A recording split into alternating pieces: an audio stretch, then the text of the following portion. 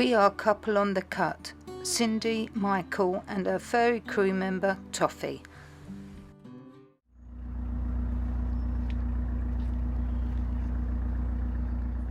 Good morning. Today we need to go to Street Hay Wharf to use their services.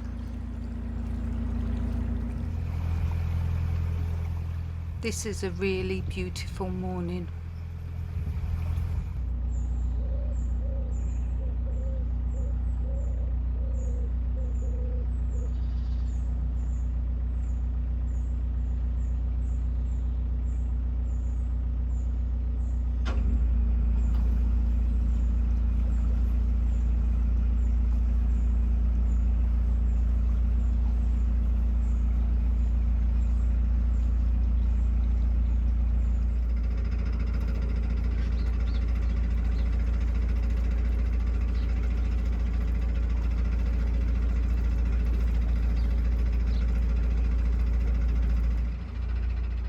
But now it has become very misty.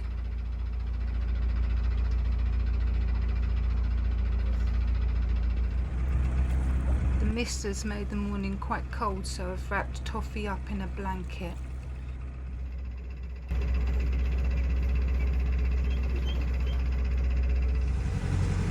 Toffee has fallen asleep. We love Street Hay Wharf. We have visited here a few times and found the staff friendly and helpful. Street Hay Wharf was first established as a narrowboat yard over 20 years ago, but had previously been a coal wharf and a hop drying facility. Street Hay Wharf offers boatyard services such as engineering, mooring, diesel and a chandlery. They provide boat lifting, hull blacking, engine repairs, gas installation, electrical work and boat surveys. They also offer facilities such as showers, laundry, toilets, sand disposal and a pump out service.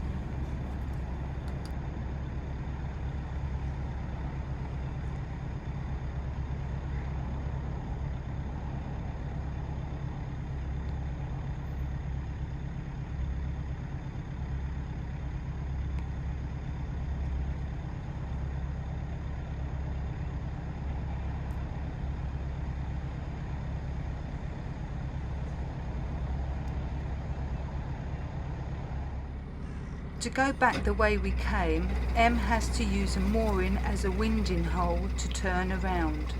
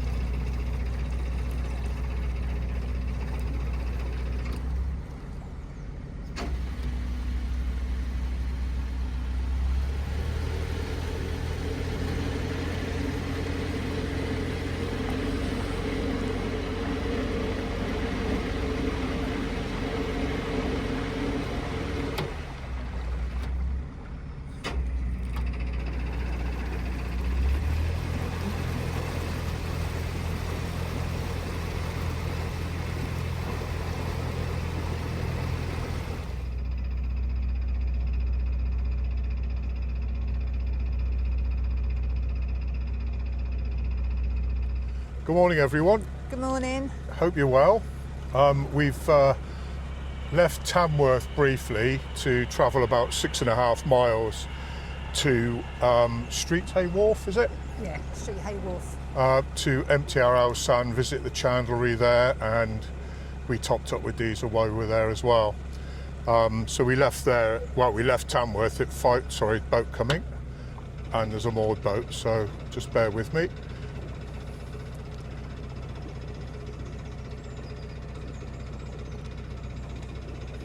Yeah, so we left Tamworth at 5:30 this morning.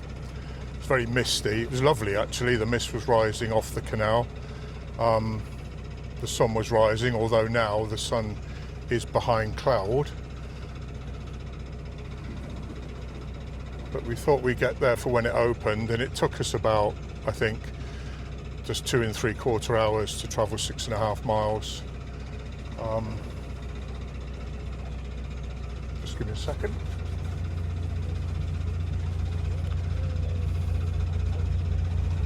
Morning. Morning. And yeah, so we got there at, I think, about 8:15. I topped up with diesel. I went into the chandlery.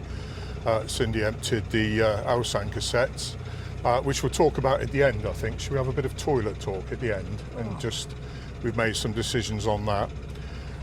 We thought we'd answer some questions that we've been asked, and a couple of people, Jenny in particular, and hello Jenny, thank you for your comment and your question. And Jenny asked if we'd completely sold up to live on a narrowboat, or whether we still have our house or car. So we just thought we'd talk about that. But it was 12 months this adventure was planned, I think, and a lot of research that we'd done. And it was about a year that we decided to go for it. And we did a lot of research. And people said, you know, Cindy was asking people on Facebook, on the boat forums, the narrowboat forums, whether, you know, people had sold their house, and some were renting their houses out, and some had sold up completely. And we thought about both, but our house was on the outskirts of Exeter in Devon, and the canal network doesn't take you that far down. The closest we could get to Exeter would be Bristol. So we thought, if we rent the house out, we've got the added pressure, I suppose, of, you know, is there any maintenance that needs doing to the house? Do we need to go there for any reason? And for me personally, and I think Cindy as well, it would be a worry to know, is the house okay? We wouldn't be able to get down there very often. So we decided to put the house on the market, because we didn't want the responsibility of that. We wanted to cruise and not have the worry about renting the house out. And, you know, there's fors and against for that. People that are renting their houses out have an income, a monthly income, and the house remains an investment. But we decided not to go down that road, and we put our house on the market.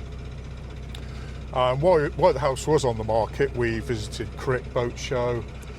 We went and viewed some boats, and asked the forums on Facebook and things a lot of questions about, you know, things that we wanted to know about living on a narrowboat. And we already had narrowboat holidays, so we knew what they were like. Yeah, I think that's what spurred us on to do this, wasn't it? Yeah. We enjoyed it so much. But, you know, a narrowboat holiday where you're spending 4 or 5 days on a boat and then handing it back, or living on a narrowboat, is very different. But, you know, we knew a bit about the boat, how they perform, you know, things that you have to do. Although saying that, when you pick up a narrowboat, you don't do engine checks, you don't have to do maintenance, you know, you bump into the bank and bump into locks and then hand it back and say thanks very much.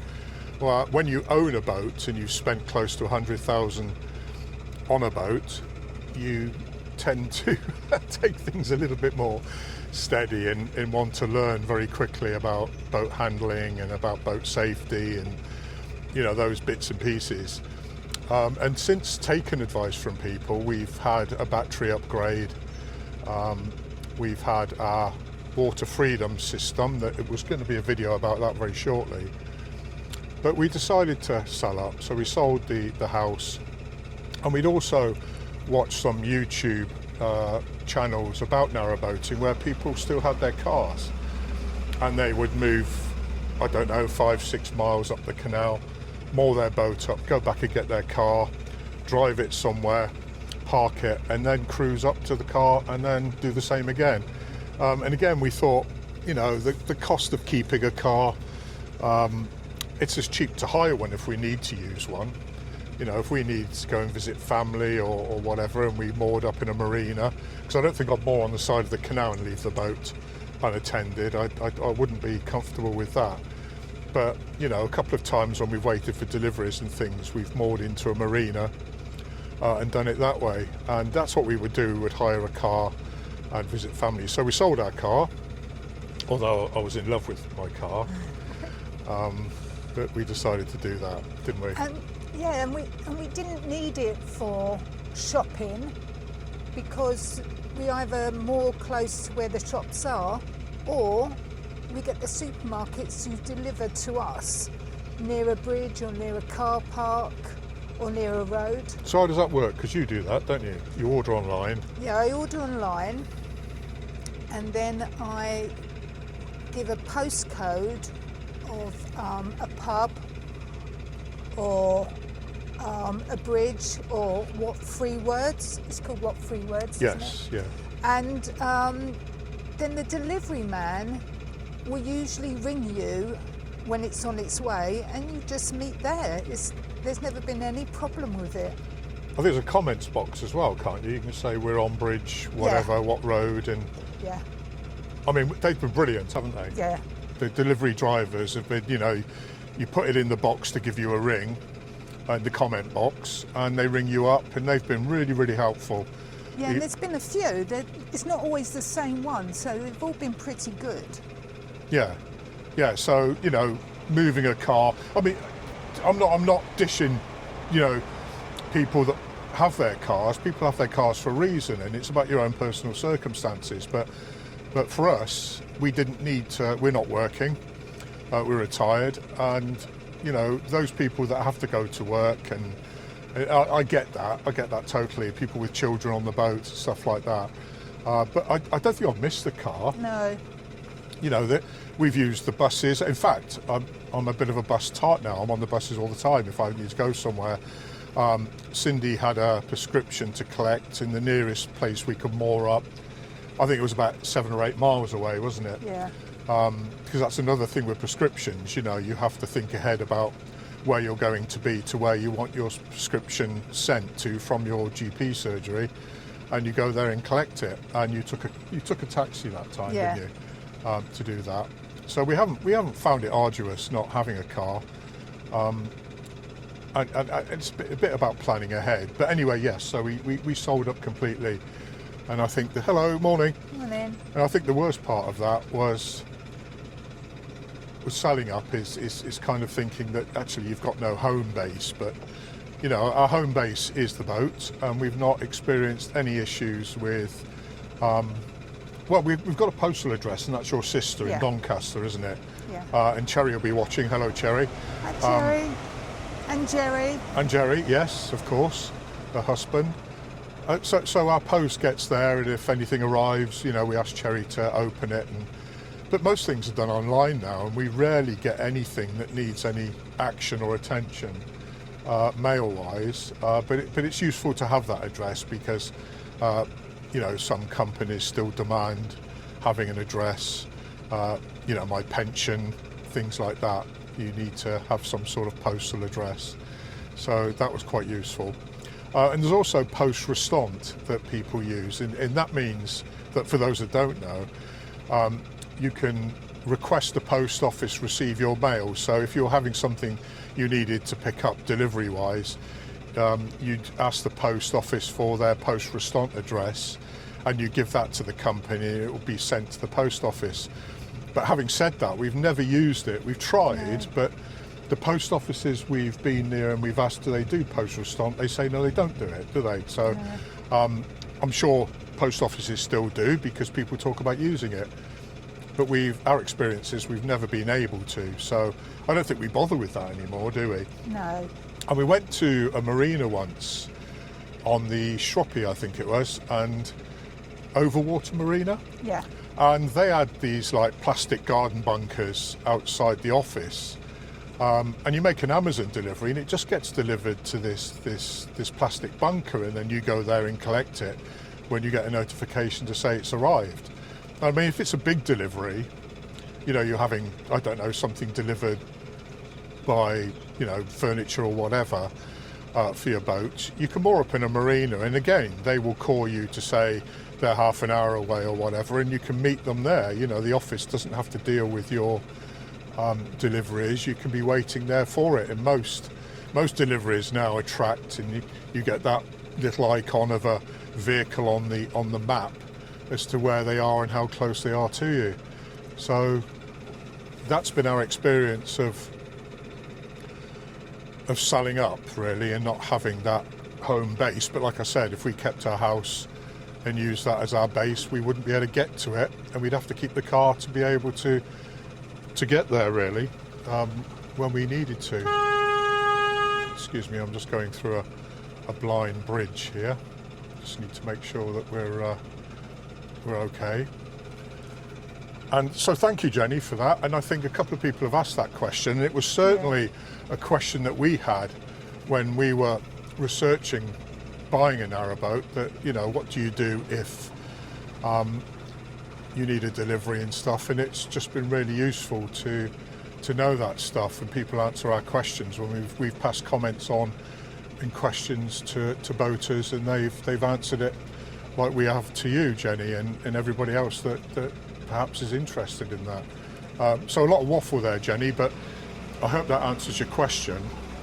Can I just add, there's also courier companies that will pick up from somewhere and keep it at their office near you until you go and pick it up from them. I think that's quite helpful. There's a lot of every delivery collection points as well, isn't there? Yeah. A lot of shops, you see the sign outside saying every collection point. So if it really came to it, we could have something sent to Jerry and Cherry, Cindy's sister and brother-in-law, and we could have every pick it up from there and take it to a collection point so we can go and collect it. Yeah, it's a few quid more to do that, but you know, that's just the way it is, and that's what we would do.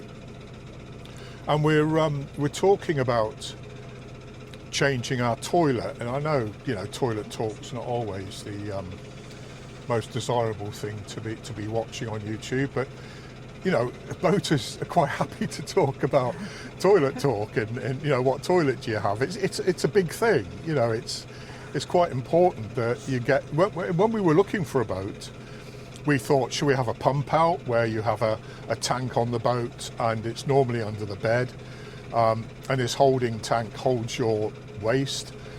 When you get to marina or some of the self-service places where you pop a coin in or your credit card and use it, you can have a pump out. And we thought about that. We thought, oh yeah, that'll be easy because you don't have to keep emptying cassettes and things. But then we thought, well, we lost the storage space, really. And the stories we were hearing from a lot of people that had pump outs were that they had them removed and taken out, which I can't imagine is a pleasant task, because it would probably have to be cut out, or the tank would have to be cut up to get it off your boat. So we didn't go for that in the end. So then we decided maybe cassette toilet, because, you know, I think one cassette will last us about 4 days. We've got a couple of cassettes, so you can say 8 days that we've got before we have to find somewhere to empty it. And there are a lot of Alsan points, CRT services along the canal, and that's what we've got at the moment. But we've just had to leave Tamworth. We're still waiting for our delivery there, so that's coming on Thursday. So we had to travel 6 miles to a marina it's a wharf, to empty them. And we want to be totally off grid. Our batteries were upgraded so we could spend longer. We don't have to run our engine for kind of eight days. We can last on our batteries, or if we're doing short cruises and we know we're cruising the next day, again, it's not a worry. We can use all of our facilities. And And we do. We've had a lithium upgrade, and that allows us to use our immersion heater for hot water. We use the air fryer. We've got an electric kettle, electric toaster. Washing machine. The washing machine, yeah. Although the washing machine, well, you know, I'm pretty anal about checking our Victron display to see what kind of amps and watts things are using. And I don't know what I'm talking about when I talk about amps and watts, but I've just started to get used to what the draw and what power it's taken from the battery. And the washing machine doesn't take a lot because we do cool washes, as most people do now, I think, because these washing powder, washing capsule companies say, oh, you know, you can wash it at 30 degrees, and you know, we don't use the water heater in the washing machine. Well, I suppose it's used a bit, isn't it, to heat it to 30 degrees, but that's the cool wash that we always use, and we've not found that a problem either. And then we had the water filter system put in, and that allows us to draw water from the canal. And again, you know, I'm currently putting a video together on that, and John Howard, I think his name is, the founder of Water Freedom, has agreed to do a FaceTime interview with us. So I'm just waiting for his availability to do that, so I can put some questions to him about his Water Freedom system. So people that are watching will get a more informed description and information on the system itself. But so washing machine, you know, we use the water when we want. So, you know, showering, using the washing machine. Again, off-grid, we don't need to worry about finding water points. And there are water points around, but we found that you plan your journey, right, how much water have we got? Don't use too much water, you know, we need to preserve it because we're going to be a while before we get to a water point. Then you get to the water point and there's like 3 boats waiting and there's nowhere to moor to wait for that water, so you have to move on and find another one.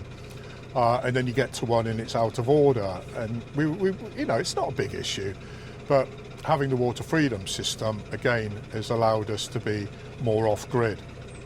But with the toilet, we found that's the only bind now, is finding somewhere to be able to empty the cassette and be able to plan ahead with that. Our recent visit to Birmingham, as you've probably seen on one of our videos, you know, we spent, I think, eight days there because we loved it so much. You know, that's the longest we've spent anywhere. But there was that issue about, you know, okay, where's the nearest service point? Well, luckily, round the corner from where we were moored, there was a service point, so we could go on the honey run, as they call it, and wheel our cassette early in the morning normally, because when the tourists are around, you don't want to be walking past them, passing the time of day with a kind of cassette full of whatever pulled along behind you. So because of that, we've decided, talking to people on boats, finding out what they've got and how they get on. We've recently been moored up with a couple, or next to a couple, that have been using composting toilet. So we did think about that as well, but I didn't know enough about it, and you have to compost the waste until you can get rid of it, and that was taking, I think it takes up to 12 months to compost it effectively, to be able to dispose of it as compost soil. But also talking to these people, they have got this heat composter, and there are also people that have got wormeries. And wormeries will compost your waste in 2 to 3 months. And these small composting 3-tier systems that the worms move up to the next layer and start eating the waste, and what they deposit is worm casks. Yeah. Worm casks, and it is literally just like soft soil. It's worm poo, basically. And that can, you know, go on your garden, it can go just on the land. It's actually perfectly safe to dispose of it that way. So we thought we'd go down that route. And then, okay, so where do we put the wormery? The wormery is about 40 centimetres by 30, and it stands about 50 centimetres high, the one that we were looking at. And we thought, well, it could go in the bow, because we don't use the bow. You know, when we first got the boat, we thought, oh, we'd be sat up the bow enjoying the journey. Well, one of us can't because we're at the stern steering. And it's a bit lonely when, you know, Cindy or I sat up there on your own. And you sit on the stern with me and Toffee, and we find that really sociable. So we're not actually using the bow for cruising. So we thought, well, actually, no, we'll just actually make use of it, make good use of it. So we're going to get a composting toilet and a wormery, and then we will be, that's right, just scraping on something on the bottom there, we'll be permanently off grid effectively. So we're very excited about that.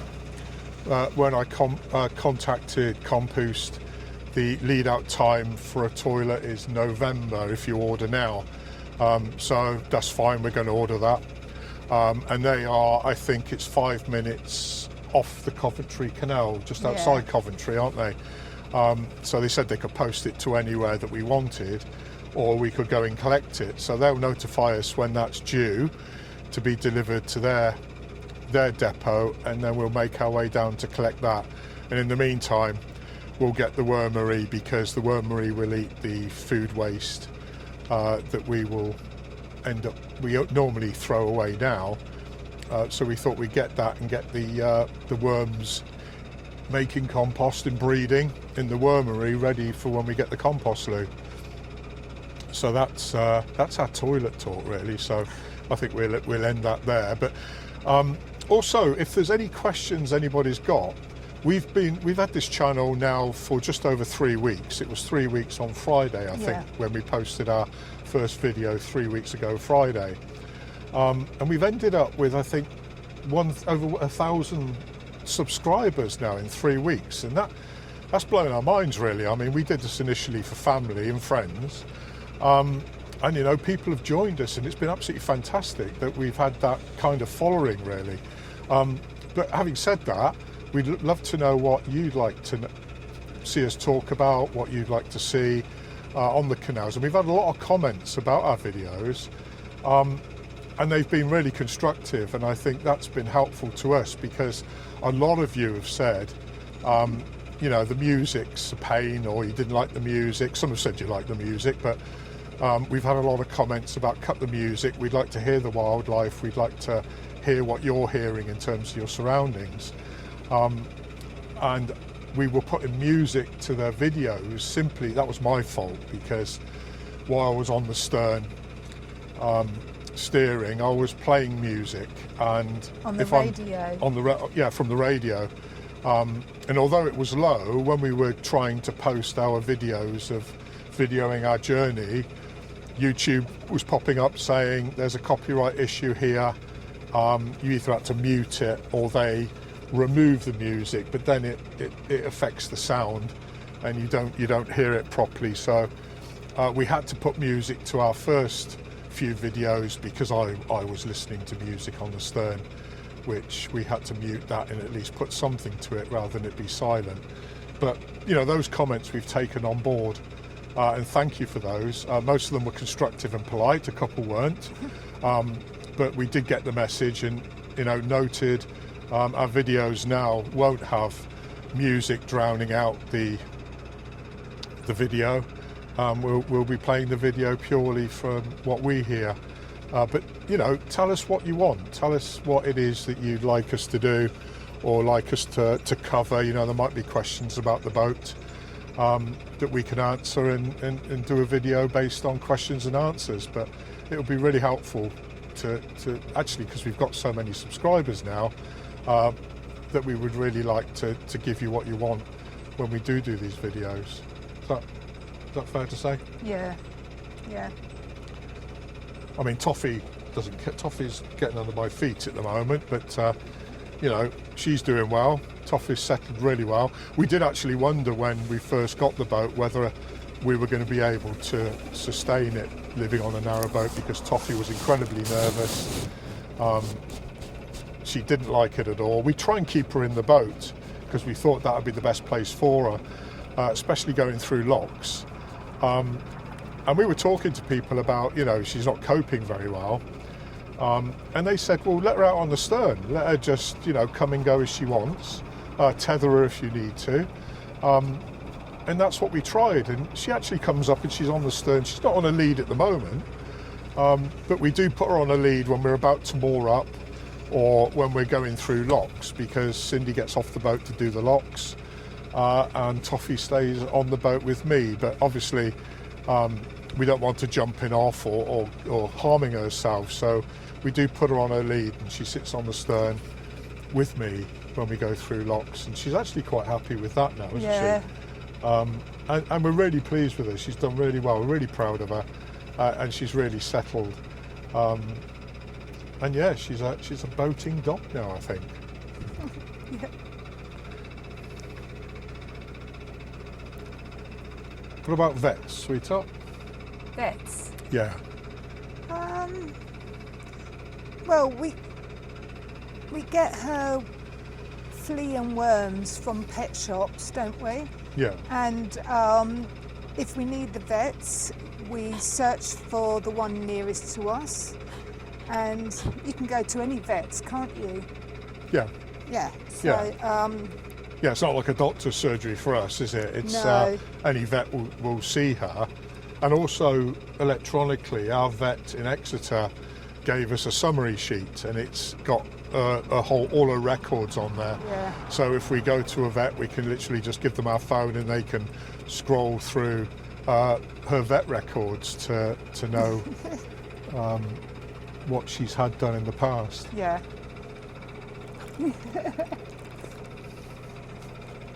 He's a good girl. When we bought the boat, we had a lead acid lithium hybrid system that David, our chap that sold us the boat, so David and Karen, lovely couple, we went to look at the boat at March Marina. It took us, I think, 4 hours to travel there. We stayed overnight. Toffee went to my mother's for that night. And we viewed the boat, and then David and Karen joined us for a meal in the evening after we'd made our offer, and they informed us that they'd accepted it, so that was really good. But David had or he put it in himself actually, a lithium and lead acid hybrid setup. And so I'm just going through a tight corner here, and that worked really well. But we had a problem with the lead acids. They just got to their age where they were needing to be changed. But the way we found out that they needed changing was that Cindy was complaining of headaches, and we didn't put it down to anything. But then one night I woke up and I could smell sulphur on the boat, and it was a quite strong sulphur smell. And as I got closer from the bedroom to the galley and realised that the smell was stronger, I went into the engine room and it was really strong in there. So I got Alan, the engineer from Fox Narrowboats Marina, where we bought the boat, and we were waiting to get off the River Nene, which you've probably seen the video about that. And he checked the batteries, and they were hot and they were swollen. And then Cindy had realised that all of her jewellery, and mine, after she told me, I checked mine, it all turned black. And that was just from the sulphur, and it was quite an eye-opener really. And Alan said, you know, the batteries could have exploded, or because they got that swollen. Which they wouldn't explode and blow the boat up, but they would explode, and it makes quite a mess in the engine room. So again, I contacted a guy, Phil, from Pro Marine Electronics, who we met at Crick, and he came in, had a look, and offered us options. And one of them was is the boat battery, it's called. And it's basically 7.5 kilowatt hour of lithium in a cabinet that was, we'll put a picture of it on screen, but that could fit in the bottom of our cupboard that we weren't using, where the steps are at the stern. So we had it put in there, and that's been amazing, hasn't it? Yeah. It's been absolute godsend, and it's cleared the whole row of lead acid batteries that we had in the engine room. We've now got that shelf clear for storage, so my toolbox is on there, and all the bits for when I need to service the engine is all stored there. So that's been really good.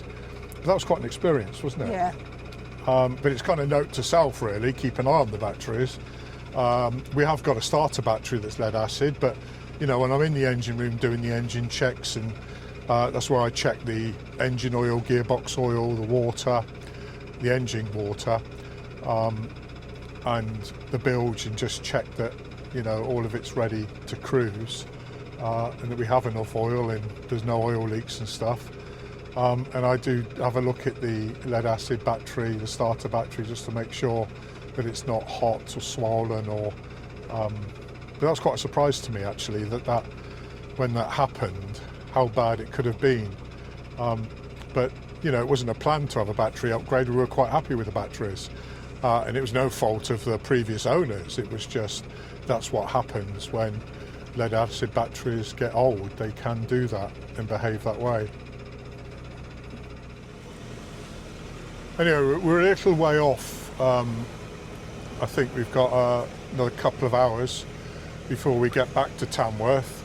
I know I've mentioned the bed delivery about 300 times. I mean, editing the videos, realised that, God, how many times have I mentioned that? I'm excited about it. Yeah. But you don't want to keep hearing about it.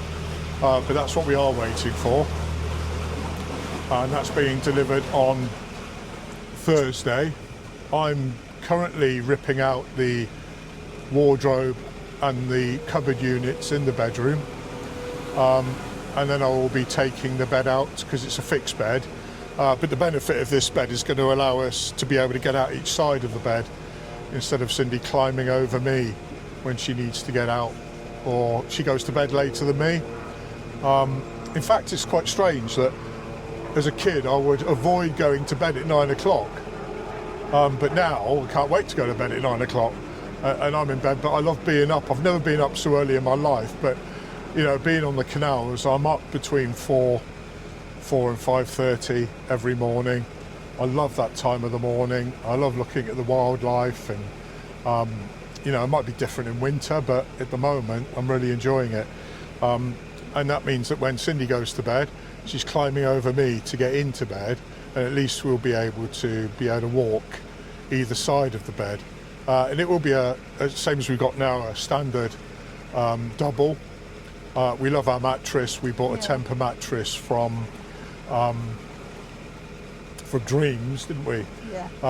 And we absolutely love that mattress. It's really comfortable, and we bought that just before we sold the house, so we wanted to bring that with us. So I'm just going through a bit of a blind spot, excuse me. But we will video a bit of that before and after, and maybe me doing a bit of the work, but well, I say that as if I know what I'm doing, but we may video a bit of that, or maybe Cindy might video me a little bit when I don't even know she's doing it. But yeah, there we are. We've mentioned quite a few companies by name, but we're not getting sponsored by any of them. Yeah, I think that's it's quite important to say. I think a lot of YouTube's channels talk about advertise various things and get sponsored, and you know, we have mentioned, you know, the boat battery, we've mentioned Water Freedom, Dreams mattress. You know, we're not getting sponsored by any of those.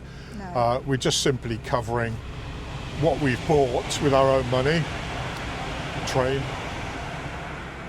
What we've bought with our own money, and you know, if we think it's good, we'll mention it, but we're not doing it for sponsorship. We don't want sponsorship. You know, we're just quite happy to mention what we've bought and what we're happy with, the same way as I think we'll mention something if we're not happy with it, although that hasn't happened yet, has it? No. Well, anyway, I think that's enough of me waffling. So we'll make our way back now to Tamworth and film a bit of the cruise.